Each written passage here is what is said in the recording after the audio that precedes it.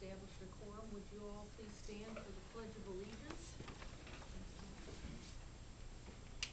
I pledge allegiance to the flag of the United States of America and to the republic for which it stands, one nation, under God, indivisible, with liberty and justice for all.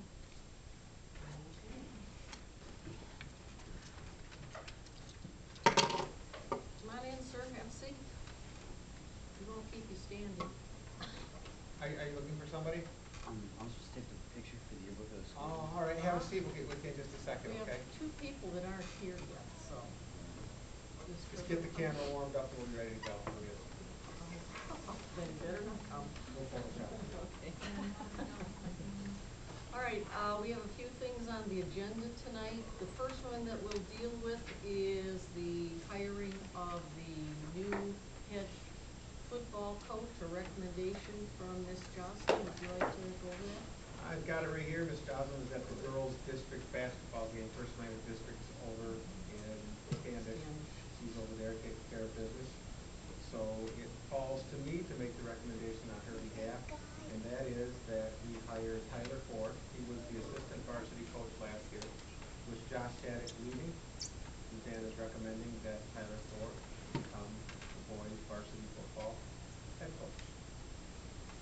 I'll make a motion that we accept Tyler Ford as recommended. All right, Kelly has moved that we accept the recommendation for the head football coach of Tyler Ford. Is there any second? I'll second. Lisa seconds. Is there any further discussion, ladies and gentlemen? All right, all those in favor signify by saying aye. Aye. Opposed? Motion passes. Mr. Ford is the new football coach. All right, then we have a change in coaching positions in the track program. If you look down at the bottom of the memo from Suzanne here, she explains that Kearney's going to remain the head coach. We're talking about girls track. Kearney's going to remain the head coach. Two assistant coaches, and this is how we had it set up last year. We had two assistants. And this year, the two assistants will be Amber Harper and Michelle Zietz Altman. And then sharing a position, and then at the junior high, rather, will be Josh Christensen, who was the junior high coach. Didn't think he could do it this year, it turns out that he could. So by rearranging these positions and splitting the assistant at the high school level, it'll keep everybody involved all at the same time, filling at junior high spot. So it worked out really well for everyone. Okay, so we are actually hiring Mr. Christensen. Yep, as the assistant junior high coach. All right, I move to accept Josh Christensen as the new assistant junior high girls track coach. Is there a second? Eric seconds. Is there any further discussion, ladies and gentlemen? All right, all those in favor signify by saying aye. Aye. Opposed? All right, Mr. Christensen is approved, and the rearrangement of coaching positions is as it's stated. Then we have a new hire for a new teacher. If you guys remember at the beginning of the year, V. Novak retired, and we have been looking for a teacher of special needs to fill that position for half the school year, and we haven't had a whole lot of luck until now in finding someone to fill that position. And we stumbled, quite honestly, upon Christy. She's here today. We stumbled upon Christy through some friends that I have in Midland from when I used to work for Midland Public Schools, and things kind of came together nicely. We had her come up for an interview, and she was very impressive, and ultimately ended up here before you to be approved as the junior high teacher of special needs students. So I bring to you Christy Jackson as our new special needs teacher for the junior high for your approval. I'll make a motion to approve Christy Jackson, special education teacher. Okay. Eric has moved that we accept Christy Jackson as a new special ed educator. Is there a second? I'll second. Lisa seconds. Is there any discussion or any questions of? I have just one item that we have to add to that recommendation if you can, and that is the board has the ability to approve years of experience for teachers that come over that have already taught. The way that our contract with our bargaining unit works is the board can approve up to 7 years of experience. Christie has 10 years of experience. We don't grant that many years, although with your approval, we can grant her 7 of the 10 years that she does have. It's something that we've done in the past with teachers that have come to us from previous districts that have these types of qualifications. So I would ask that you do approve 7 years of experience for her. Does that mean we accept her as permanent? No, it means we accept her with 7 years of experience, but she still has to do the time in the district. Can I ask a question? Thank you. Christie, are you going to be commuting from Woodland? From Mount Pleasant. I live in Mount Pleasant. Parker, come here. All right, Eric, would you like to restate your motion and Oh, absolutely. I'd like to restate my motion that we accept Christie Jackson, special education teacher, with the addition of her years of experience being taken into consideration. but you have to state 7? Oh, 7 years, I apologize. Okay. Eric has moved that we accept Christie Jackson as the new special education hire with the acceptance of an approval of 7 years of experience. Is there a second? All right, Lisa seconds. Is there any further discussion or questions? All right, all those in favor signify by saying aye. Aye. Opposed? All right, motion passes. Congratulations. Come up here and shake their hands. Excellente. Welcome, Marty. Well, congratulations. Nice to have you. You like to do that? Hi, how are you? Thank you. What's your name, Tony? Can you say what your name is? Can you tell me your name? What's your name? What's your name? Can we call you Tony? Forgot it all the time. Parker. Oh, thank you. Yeah. I wouldn't tell her this hard. It's okay. Yeah. Says it's a secret. You're welcome to leave. Okay. Thank you.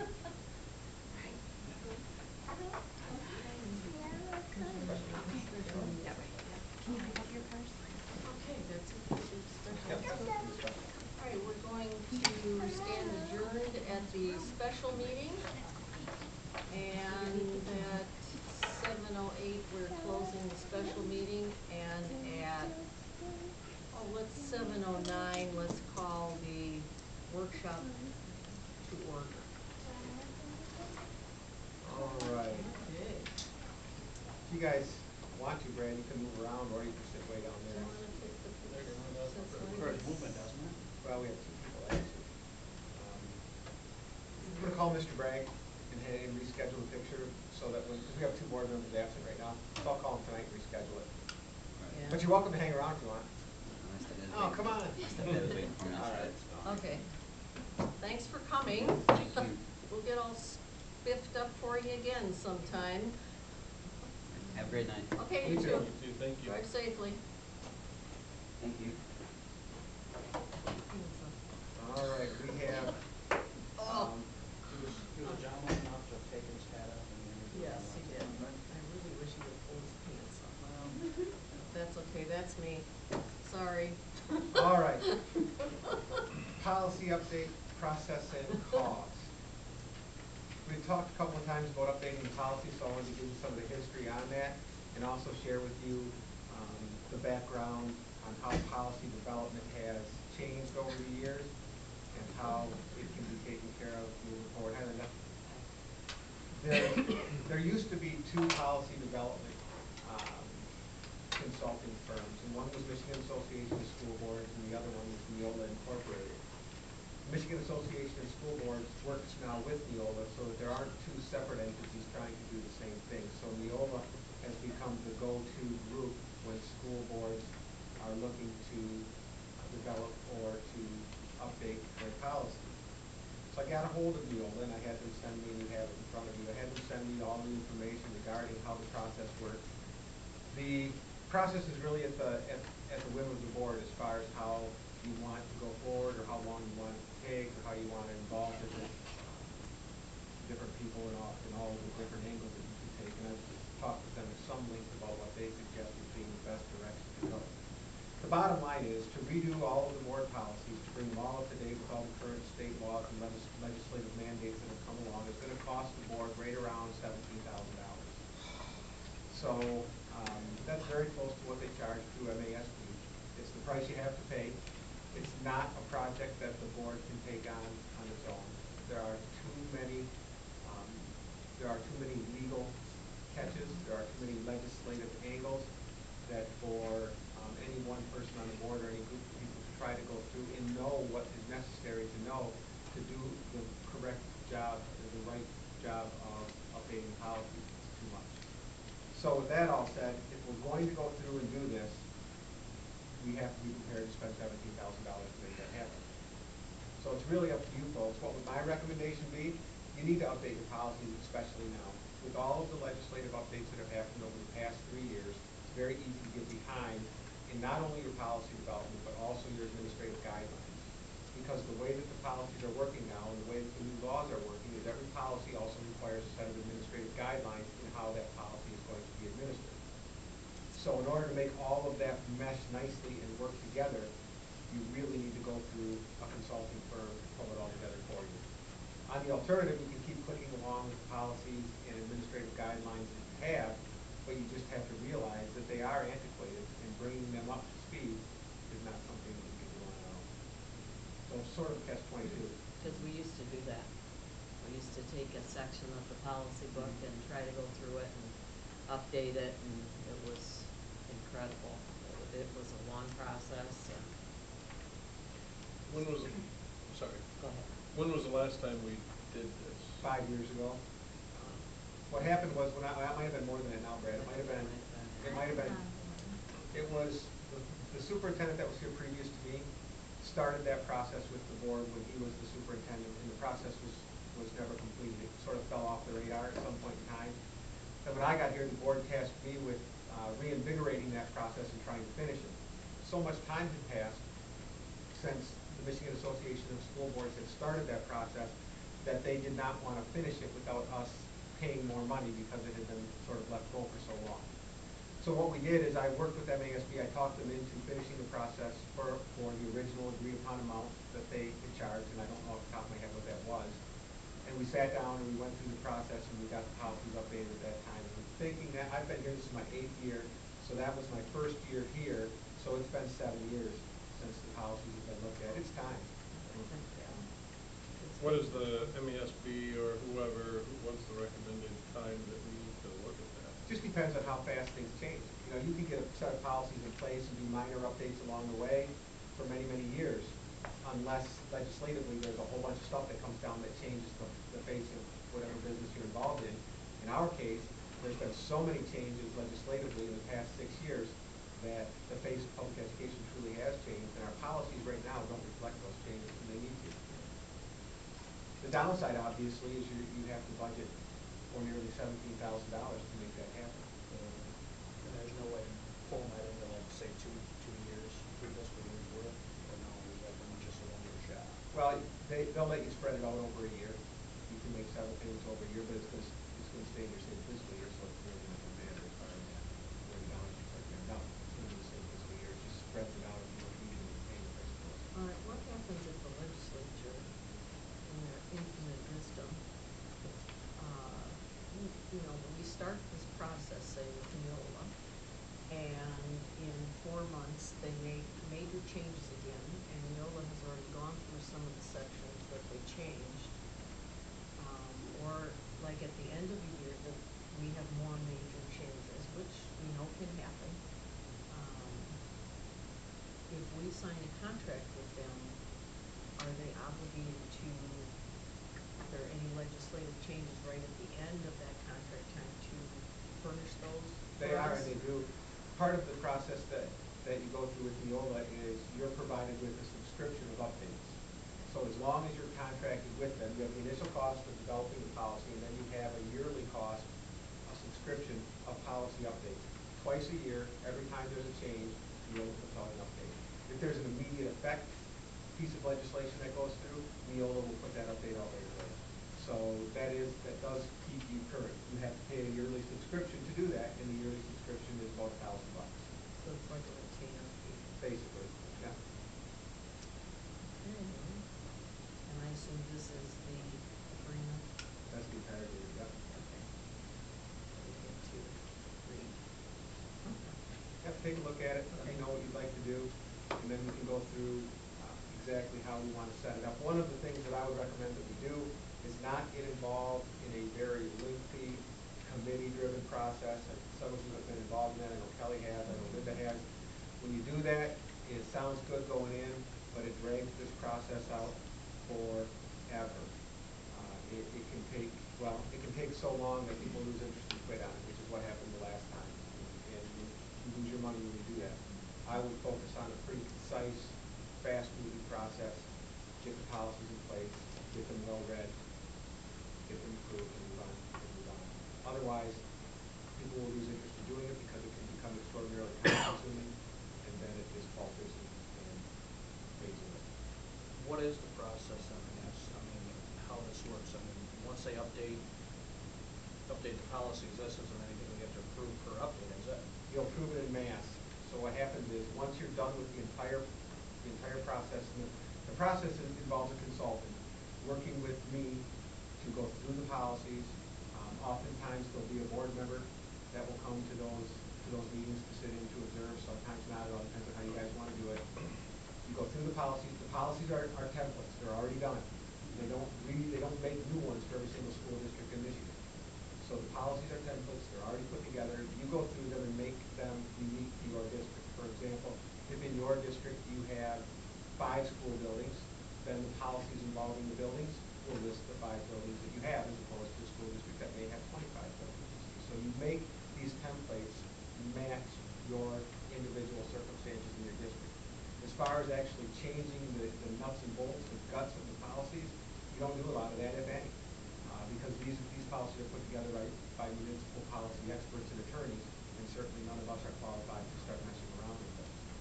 So it's a pretty boilerplate process, but you do have to go through and make them unique to your individual district. And that's what I would do with the consultant, and of course, if the board wanted to have anybody there, you're welcome to do that as well.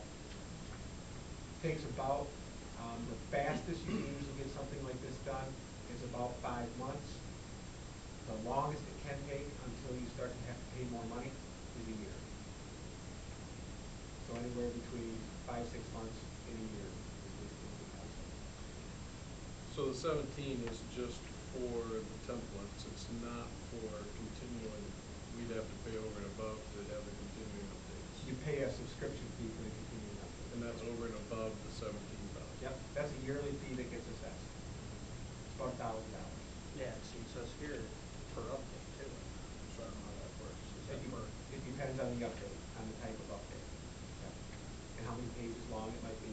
And you can purchase those individually, or they can be part of the subscription. There's options for each. Any other questions, guys? So what's our, I guess, next step going forward with this? I mean, basically, If you want me to put it on as an action item, I can bring it to you with options spelled out, so you can choose which option you'd like to move along with, and that will come at the next board meeting. If you just don't want to do it, if you want to go with status quo and keep the policies you have in place, then I pack this stuff up, put it away until the next time that we decide to discuss it. So it's got to come to the board as an action item, because you are signing a contract with an entity to provide a service. So I would do that at the next regular board meeting in March, if that's what the board's desire is. I'm of the opinion to do it. Well, I think our policies need to be Oh, looked absolutely. at, especially with Like I the said, light I read bulbs, through, like, yeah. I read through some of them, and I told Rick probably 3 times on them, so stuff that was then is not now. So, everybody needs to read through this contract, and, yeah, I would think we would need to take action on the next board meeting. All right, I'll put it on as an action item at the March meeting. You have, board tours of the buildings is the next item. This was a question that Eric brought up, that he had talked to somebody about the IESD when they had their new board member orientation, and they had talked about boards taking tours of the building. And that's something that I am willing to set up if you folks feel that you need to tour the facilities in the buildings. And I could certain time, you can meet here during the day and walk around and look at the facilities. We do that already with our UMP process, so the folks that are on the Building and Grounds Committee of the board, we tour the facilities every year, take a look at what we need to fix, what we need to repair, what we need to look down the road for fixing and repairing. So that happens for those folks on that committee, but if the entire board wanted to go through and tour the buildings, you would be welcome to do that, and I would set it up, and of course, accompany all those tours. So it's up to you guys if you see value in that or not. I mean, I know with many of you, you've been around a long time. Sally, you work here, you've been in every building many Yeah, times. but you know, I haven't seen all the changes like in the elementary building, So, so I get lost every time I go in there. I don't know where all the nooks and crannies are anymore, so I wouldn't mind. Well, the reason being that I had thought of it is because I mean, even in the MASB books that they've given us, they suggest being involved and being informed on, in the schools. They actually do suggest, touring the schools. I don't want to do it on an individual basis for obvious reasons. I would think it probably would look a little better to do it as a board. I mean, obviously during the day it's going to be time constraint for some people, but so we may not get everybody, but I guess it could be those interested. how many people would go if I set up tours of all the buildings? I would. It'd take about, you'd have to budget about 3 hours some morning to do that. I'd like to do it, it would be fun for me. All right, well, I'll send out an email and start taking a look at times that we might be able to put everybody together and take a cruise around. Sound good? Yeah, what do you do on Friday morning, maybe? Of course. Well, since I started working there, it's open on Fridays, but we have no parties. Okay. Okay. I can set up on Friday. The day of the week doesn't matter to me. I know Wednesdays are bad for Brad, right? So, yep, I can shoot for Friday and see how it goes. Okay. I'm in there, I just go to the administrator's office, tell them I'm gonna be in there. Wandering around. All right, information on beat scores. Yep, need scores. We've Next got, item. These scores were just released to the public. So you have 2 packets of information that look almost identical. So if you look at the top, you'll see the heading says 2012-13 meet trend. And then it'll say Claire Gladwin Regional Education Service District and Gladwin Community Schools. So everyone should be looking at the one that says that. Got it? Yep. All right. And what you'll look at is each one of the papers that I have here, each one of the graphs, is a representation of our performance benchmarked against all of the other schools in our region. So you can see by looking at it where we compare to those schools in each content area that's tested. So the first one that we'll take a look at is 3rd grade. And 3rd grade tests math and reading. Math is the blue, reading is the green. The dotted line is Gladwin, the solid line are the other schools in our region. So if you look, you'll see that both our region and Gladwin show an upward trend in scores. Our upward trend exceeds the region. We had a little bit of a drop from last year to this year in our 3rd grade math scores. And what you're seeing there is an implementation dip of our focus school, or of our math and focus training. And you'll see an implementation dip whenever we put a new program in. It takes 1 year to 2 years for that program. Are you getting cold? It is. Okay. Whenever we implement a new program, you always see a little bit of a dip while the teachers come up to speed on exactly how that program works and how to implement all the different nuances of it. So you can see that our trend line is continuing to go up in both reading and math. So pretty good stuff there. It's something to be excited about, especially when you take a look at where we came from. You can look across to the left-hand side of the graph, and you can see where we started and where we are now. So if you look at the difference between the RESD and Gladwin Community Schools, the space between the dotted line and the solid line, and then look at the space between the dotted line and the solid line at the end, you'll see that if we were below the state, or I'm sorry, if we were below the RESD, we closed that gap and passed them. If we were above them, we've maintained our place above them and continue to improve. And again, we've got to watch watch that implementation dip. It's not unexpected. But if it goes on for more than a year or two, then it becomes a major concern of mine, and we have to take a look at whether or not the program is actually having the desired effect. But it's not time to make that decision yet because it's brand new. If you look at fourth grade, you'll see fourth grade tests 3 areas: reading, math, and the yellow lines that you see there are writing. And if you look again, Gladwin is the dotted line. The RESD schools, the region, is the solid line.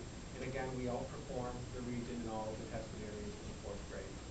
And you can also look at our trend lines. Our trend lines are up. You can create that trend line for yourself if you want by just simply placing a ruler from the first dot in 2007-8 through the most recent dot of 12-13, and it gives you a rough idea of what that trend's doing. And that trend should be an upward slope. The steeper the upward slope, the better, obviously, but certainly should be an upward slope. If the school district's curriculum improvement strategies are working, it would be a continued upward trend. And you can see in all 3 tested areas of the fourth grade, we have that upward trend. Doing really well. Fifth grade, same thing. The graphs don't change. The graphs don't change much, but again, you're looking at the yellow being science in this graph, green being reading, blue being math again. You can see we're quite a distance between us and the schools in the region as far as how well we're doing. We're exceeding how the schools in our area are performing by quite a little bit in all 3 tested areas in the 5th grade. Okay, question. Yep. Is this a new science test? Because we're only at, what, 18% or so? No, if you'll look way back across, the tests change from year to year. So you can't say it's the same test from every year. So that's why we look at averages. Because if the test is super, super hard and only 30% of the kids pass it, but the average number of kids that pass it in the state or in the RESD is only 10%, we're doing very well. So the percentages don't necessarily speak for themselves because it depends on the difficulty of the test.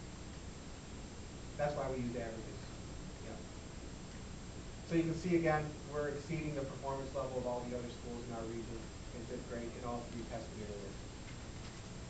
Moving along to 6th grade, the story just repeats itself. We're exceeding the schools in the region. You can see that in social studies, we're right at the average of the region, and that's something that we're working on because we're not happy with being the same as the other schools in our area.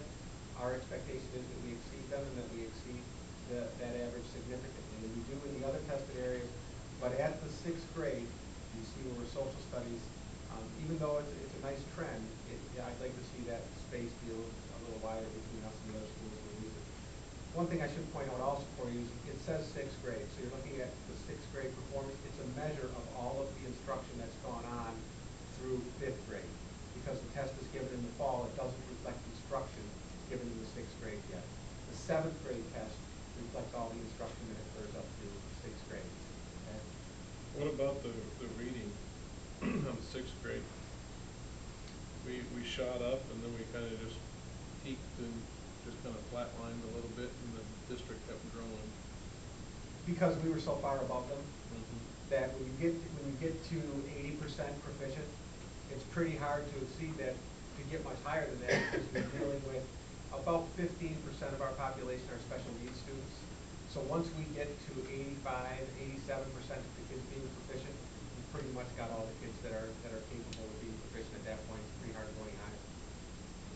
That's pretty hard to go any higher than that. And what happens is other districts that are doing more poorly, they're still trying to get up to that level, so they can close that gap on you. That's a good question. We feel that when we start to get in the area of 80%, 85% of our students being proficient, we're getting nearly every student who has the potential of being proficient to feel that we're getting them. That's not to say we don't continue to try with all of the students, but some just quite frankly, because of the special needs that we have, don't have the potential of reaching proficiency on them. If you look at 7th grade, the yellow is writing. And if you'll look, the writing test, you see that drop right there at the end? We don't know what happened. And that's part of what we're working on right now. We had a 1-year decline in writing at the 6th grade. That's why it shows up in the 7th grade test. All the other tested areas look pretty good. We're still above the average. But one thing to keep an eye on too is oftentimes you'll have a group of kids that comes through the system that does really, really well. Just one class, the class, and I'll throw a number, the class of 2014 might be a very high performing class. And you see nice high meet scores for that class moving through. And then the next year, they don't do as well. It's just a lower performing group. It happens with any group or any population of people. And you see a little bit of a drop.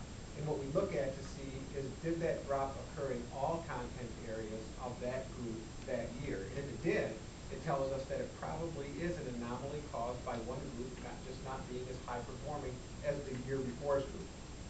So in this case, that's exactly what you see, but the drop in writing is a little more than what it should be. So we're taking a look at right now why we saw that little bit of a drop. We're still exceeding the other districts in the region, but we need to see that gap be much wider than it is there. And why that dropped off, I don't know yet. We're still studying it, trying to figure it out. Again, we've only had these scores for a couple of weeks, so it'll take us a couple more weeks to drill down in the data and try to find out exactly what it is that we need to tweak, if anything, with that writing. But I'm assuming there are some changes we need to make in the way that we instruct writing in the 6th grade that will impact how those scores go. You take a look there at 8th grade, same type of thing, all upward trends. Math, very impressive over the last couple of years at the junior high. Again, these 8th grade LEAP tests are a reflection of what has been taught kindergarten or pre-kindergarten through 7th grade. So something's going well with that group. And because both of those trend lines are going up at the same rate, that tells you that your instruction is very well aligned, because they're not the same group of kids. Remember, year to year are different kids. So when you continue to see that trend line go up at the same rate in 2 tested areas, that tells you that you've got a very tightly aligned curriculum and some teachers that are working very hard in the 7th grade in particular. So this looks really good. I'm very pleased with that one.